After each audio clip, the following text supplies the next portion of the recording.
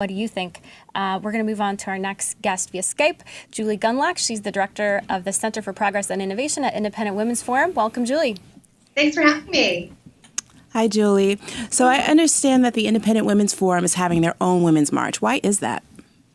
Well, we feel that it's important that all women be represented at the Women's March. I think we don't really see it as separate necessarily. It will be at the same time as the Women's March, but we want women of diverse political thoughts, religious women, pro-life women, conservative women, to also have a place to go. I think, all women should be standing for fairness and inclusivity and empathy and diversity. And sadly, the Women's March that is being hosted this weekend in Washington, D.C., does not welcome all women. We know that there have been some real concerns about their including Jewish women, religious women, conservative women, women of all faiths.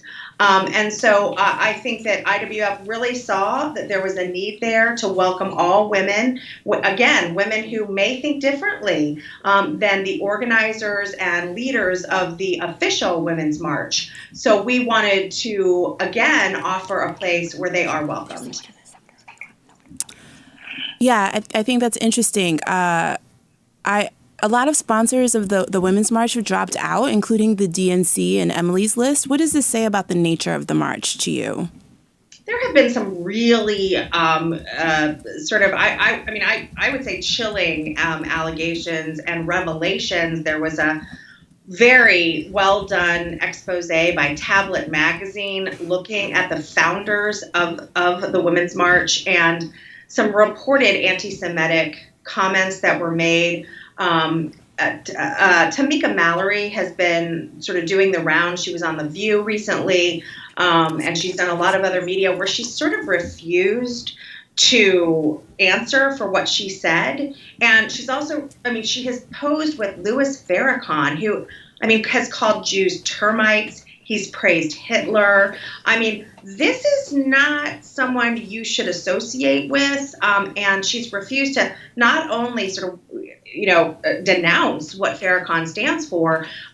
She's also made some very, I think, chilling comments about the existence of Israel, refuses to say whether Israel should exist. So, I think for, liberal women, Jewish women who suddenly feel kind of unwelcome in this environment, they have cause to. And again, the Women's March officials, the leaders, including Mallory, have refused to walk those statements back. So we see a lot of people, again, like Debbie Wasserman Schultz, the DNC, and certain corporations pulling out. Alyssa Milano will not be there, and several other stars will not be there. So things are really unraveling at the Women's March. But again, I think if the Women's March had initially been more inclusive, if they had made strong statements against sort of the earlier statements that have been made, things would be better for them. But they have dug in. They're refusing to do so. So I think what's interesting is that conservative women generally also have had some, white supremacist ties, for instance, or ties to anti-Semitic folks. So do you feel like it's sort of kind of a hypocrisy to be this sort of attached to who Tamika Mallory and others have been associated with and comments in the past? These are things that are not necessarily representative of what they believe. And the Women's March, a lot of people would say they've worked really hard to include women from all walks of life, and not just across faith, but also across race and ability and ethnicity.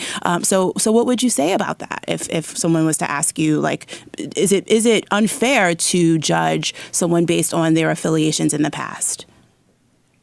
I'm totally confused at this point. If you could give me specific allegations of conservative women who have in any way, could you give me an example of conservative women who've associated with anti-Semites and white supremacists? I'll just wait if you could give me some examples. Sure. We could talk about Richard Spencer's wife, for instance. We could talk about the strain in feminism of white supremacist feminists.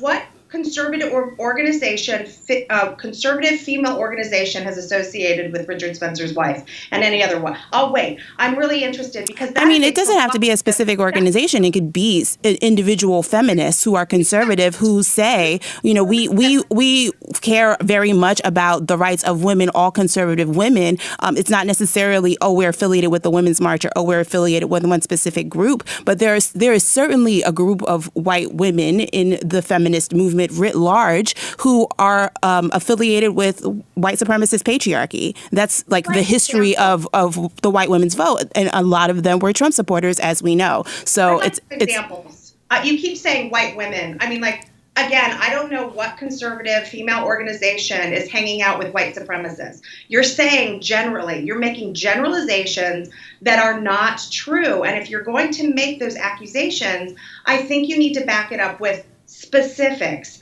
I know of no conservative female organization that is associated with Richard Spencer's wife or anybody who's a white supremacist. So I, again, totally deny that. I don't think that's true at all. And again, I find it fascinating that instead of talking about the significant issues that are documented, Tamika Mallory making anti-Semitic comments and hanging out with anti-Semites, you are somehow shifting it over to some random allegations that you have no proof of. I mean, I think that this is an important conversation that we should have, but I also don't think it's really appropriate to throw out generalizations about conservative female organizations. I don't know what you're talking about. Well, Julie, I think we saw Congressman Steve King. I mean, he overtly said very white supremacist and racist comments, and he's been smacked down by the Republican Party, which is very laudable. But he's been involved with a lot of conservative groups,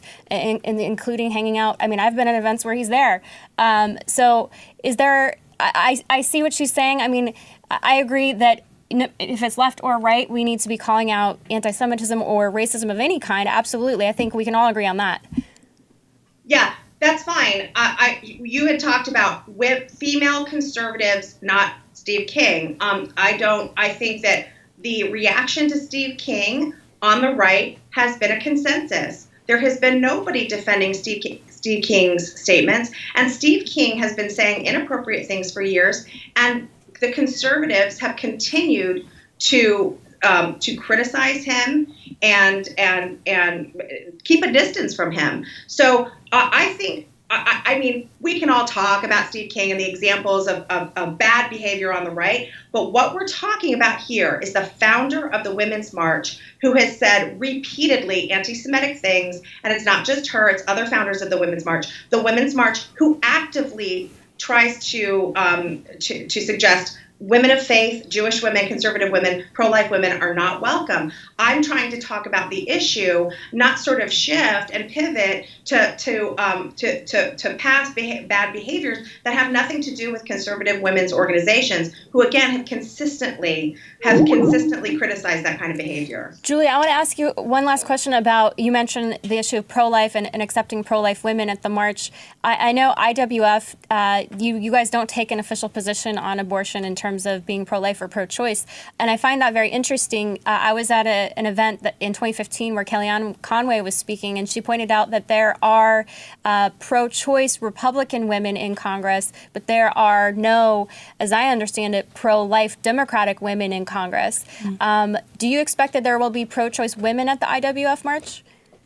Yeah, IWF, again, is trying to welcome women of diverse political opinions. So if you are, and we do have people on staff that are all over the map on this issue. On staff, we have people who are pro-abortion, we have people who are pro-life, we have people that are sort of in the middle, and we don't actually take a position on it, but we do welcome all women of diverse political beliefs and religious beliefs. And again, I think that it is really unfortunate for the official Women's March organization to be pretty explicit that certain women aren't invited. So we hope those women who want to participate and who want to have a voice feel welcome at the IWF march as well.